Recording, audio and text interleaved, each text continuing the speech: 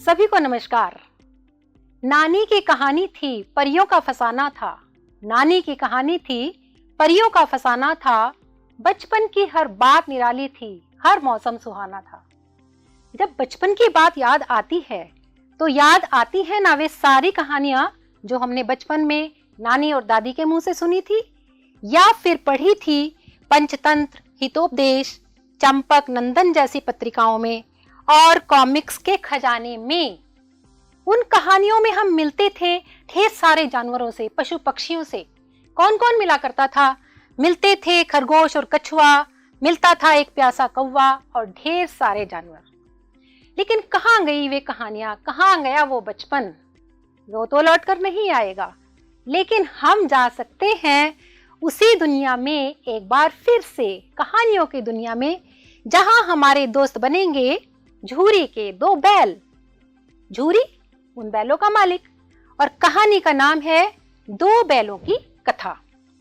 बहुत अच्छी कहानी है बच्चों। इस कहानी को पढ़कर भी हम बहुत सारी बातें सीखेंगे, बहुत सारे विचार प्राप्त करेंगे। लेकिन इतनी अच्छी कहानी को जो आपके लिए लाए हैं, अर्थात जिन्होंने ये कहानी लिखी, क्या उनसे नहीं मिलना चाहेंगे आप? वे हैं मुंशी प्रेमचंद जी। आप जानते हैं मुंशी प्रेमचंद जी को? मुंशी प्रेमचंद जी को कौन नहीं जानता? ये है विश्व प्रसिद्ध हिंदी साहित्यकार, लेखक, जिन्होंने अनेक उपन्यास, कहानियां और ढेर सारा साहित्य लिखा। बच्चों, मुंशी प्रेमचंद जी को हम उपन्यास सम्राट और कलम का सिपाही के नाम से भी जानते हैं। क्या आप जानते हैं कि इनको कलम का सिपाही और उपन्यास सम्राट नाम किसने दिया था? मैं बताती हूँ। कलम का सिपाही नाम से इनके पुत्र अमृत राय ने इनकी जीवनी लिखी थी और उपन्यास सम्राट इनको नाम दिया था बांग्ला के बहुत प्रसिद्ध, विश्व प्रसिद्ध साहित्यकार श्री शरत चंद्र चट्टोपाध्याय जी ने। तो ये दो बातें आपने देखी, आप इन्हें याद रखेंगे।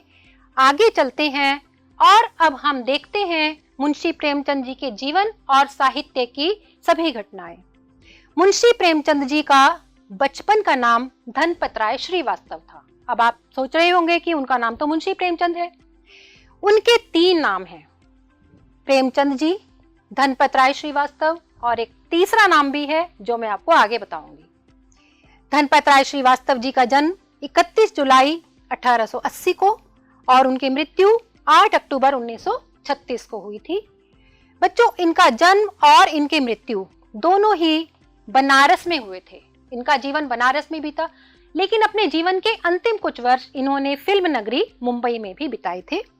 व्यवसाय से वे अध्यापक थे, लेकिन लेखन कार्य के प्रति प्रेम से इन्होंने अपने अध्यापन के पेशे को त्यागपत्र दे दिया था और ये एक बहुत बड़े पत्रकार भी थे। इन्होंने अनेक पत्रिकाएं उस समय निकाली थी। आप लोग जानते हैं कि उस समय जब मुंशी प्रेमचंद जी लिख रहे थे 1880 से 1936 के बीच, वह समय हमारे देश का एक ऐसा समय था जब हमारा देश गुलामी के बेड़ियों में जकड़ा हुआ आजादी के लिए संघर्ष कर रहा था। तो उस समय मुंशी प्रेमचंद जी की पत्रिकाओं ने और पत्रों ने जन जागृति का कार्य उठाया था और जनता को पूरी तरह से जागरूक किया था। हिंदी की कौन कौन सी विधाएं लिखी मुंशी प्रेमचंद जी ने? उपन्यास लिखे, कहानी लिखी, नाटक और निबंध लिखे।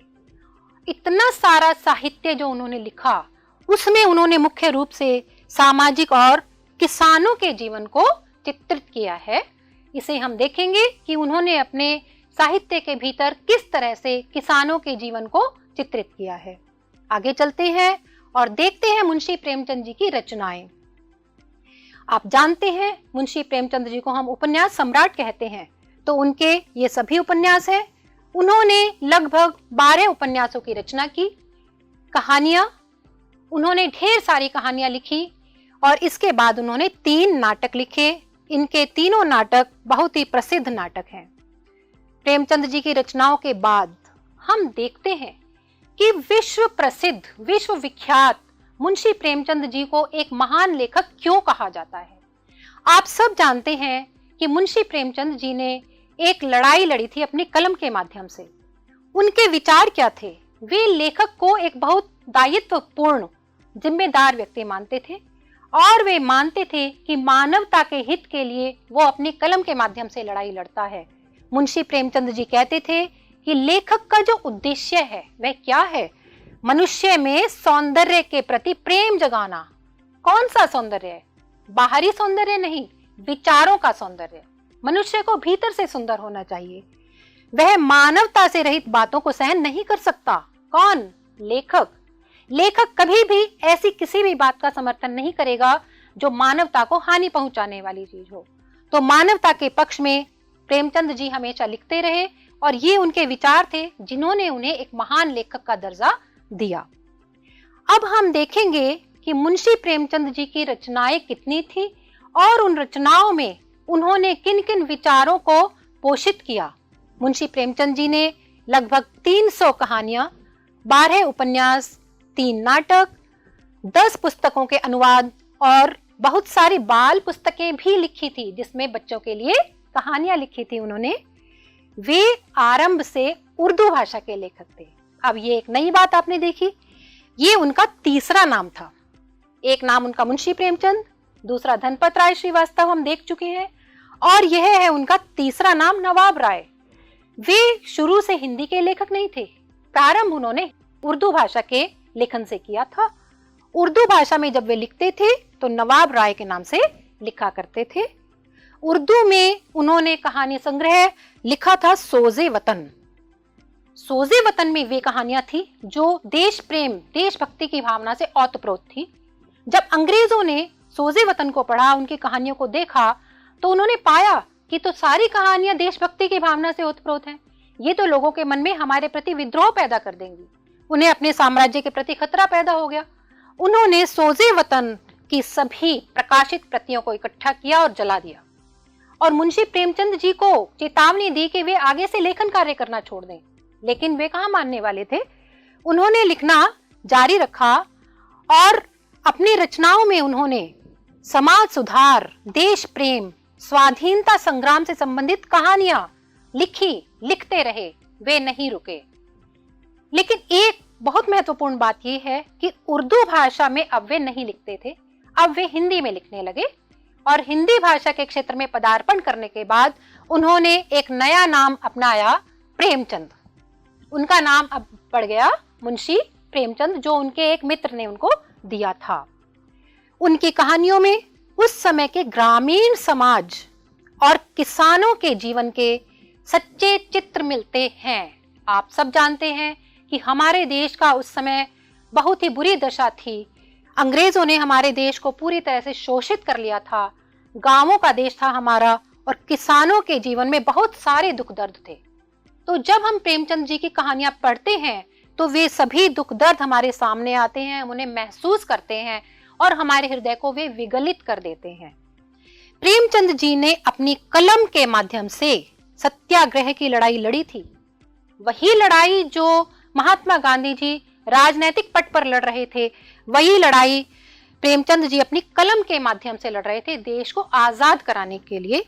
इसलिए प्रेमचंद जी को स्वाधीनता संग्राम का सबसे बड़ा कथाकार माना जाता है। इसके बाद हम देखेंगे कि प्रेमचंद जी की रचनाओं में भाषा शैली कैसी थी। आप सब जानते हैं कि प्रेमचंद जी उर्दू से हिंदी में आए थे।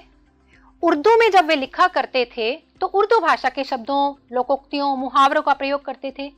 हिंदी की रचनाओं में भी उनकी उसी भाषा, उसी शब्दावली और बहुत सारी लोकोक्तियों और मुहावरों के हमें दर्शन होते हैं। कहानियों में ढेर सारे उर्दू भाषा के शब्द हमें मिलेंगे। लेकिन फिर भी मुंशी प्रेमचंद जी की भाषा सहज, सरल, व्यावहारिक और प्रवाहपूर्ण है। प्रवाहपूर्ण का अर्थ क्या है? ऐसा लगता है उनकी कहानियों को पढ़ते हुए कि वे स्वयं उस कहानी को हमें सुना रहे हैं। और उनकी कहानियों में एक अद्भुत व्यंजना शक्ति भी मिलती है। व्यंजना शक्ति का अर्थ क्या है? जब हम कहानियों को पढ़ते हैं तो उनके भीतर छिपी हुई गहरे अर्थ हमें समझ में आते हैं और नजर आते हैं। ऐसी ही एक कहानी हम पढ़ेंगे जिसकी तरफ हम चलेंगे, 2 बैलों की कथा। उसमें भी हम देखेंगे कि बहुत सारे अर्थ निकलते हैं। लेकिन मुंशी प्रेमचंद जी के साहित्य का एक और पक्ष मैं आपको दिखाती हूँ। मुंशी प्रेमचंद जी हमें केवल किताबों में ही नहीं मिलते, बल्कि पर्दे पर भी मिलते हैं। उनकी अनेक कहानियों और उपन्यासों का धारावाहिक और फिल्मों के रूप में चित्रण किया गया है। वे मंच पर भी आए हैं, मंच पर उनके बहुत सारी रचनाएं खेली गई हैं। गोदान, बूढ़ी काकी, कफन जैसी उनकी इतनी सारी रचनाएं हैं जो हमें यूट्यूब पर अब भी मिलती हैं और हम उन्हें देख सकते हैं। तो हमने यहाँ देखा कि हमारे मुंशी प्रेमचंद जी कैसे थे, वे कैसे लिखा करते थे, उनके विचारों का दृश्य कैसा था, उनके विचारों का रूप कैसा था, और उनकी बहुत सारी प्रसिद्ध रचनाएं विश्व भर के लोग पढ़ते हैं। तो आप भी ऑनलाइन उनकी कुछ प्रसिद्ध रचनाएं ढूंढिए और उन्हें पढ़िए और अपने लेखक को समझिए, मुंशी प्रेमचंद जी को समझिए, क्योंकि अब हम आगे आने वाले वीडियो में इनकी एक प्रसिद्ध कहानी दो बैलों की कथा पढ़ने वाले हैं और समझने वाले हैं। इस वीडियो में अंत तक बने रहने के लिए आप सबका बहुत बहुत धन्यवाद। अगली वीडियो में हम फिर मिलेंगे, तब तक के लिए विदा।